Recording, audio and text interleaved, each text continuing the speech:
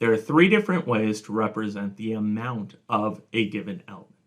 We can talk about the number of atoms, which is good when we want to talk about the microscopic properties of the element.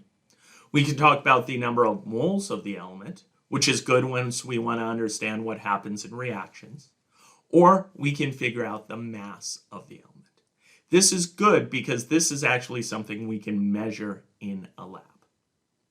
Now, we can convert from atoms to moles using Avogadro's number. Avogadro's number, or Na, is equal to 6.022 times 10 to the 23 atoms per mole. We can convert between grams and moles using the molar mass of the element, and this is found on the periodic table. So for instance, for carbon, it's 12.01 grams per mole.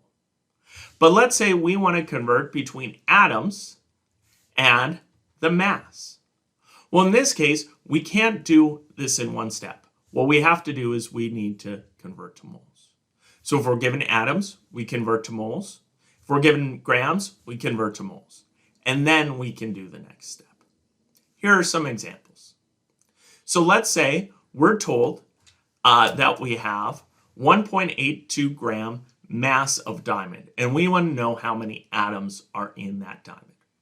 Now, diamonds are composed of pure carbon, so just carbon bonded another carbon, etc. So if we have 1.82 grams,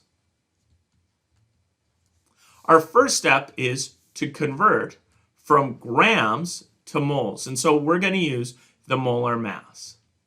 So here it is from the periodic table, this 12.01. So that tells us how many grams are in 1 mole. So if I do that, the grams will cancel out, and that'll give me the moles. Now, I can use Avogadro's number, which says that 1 mole is 6.022 times 10 to the 23 atoms in 1 mole. And now the moles will cancel out. Now, a key thing when doing these types of problems is always to look at the units. The units will allow us to understand what goes on the top and what goes on the bottom in these conversions, because we want to cancel out the grams and then we want to cancel out the moles. And then this is going to leave us with the number of atoms. 9.13 times 10 to the 22 atoms of carbon. If I ever have a problem like this and it asks how many atoms I'm going to get, usually it's a very big number.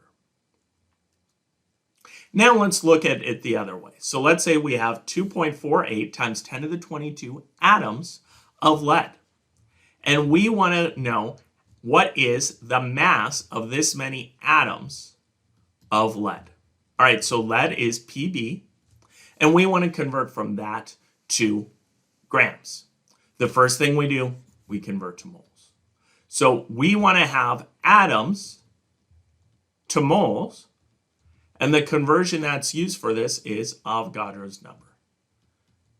6.022 times 10 to the 23 atoms in 1 mole. This will cancel out the number of atoms. And now I can use 1 mole of lead is equal to 207.2 grams. The moles will cancel out, and now I'm going to get my grams of the lead.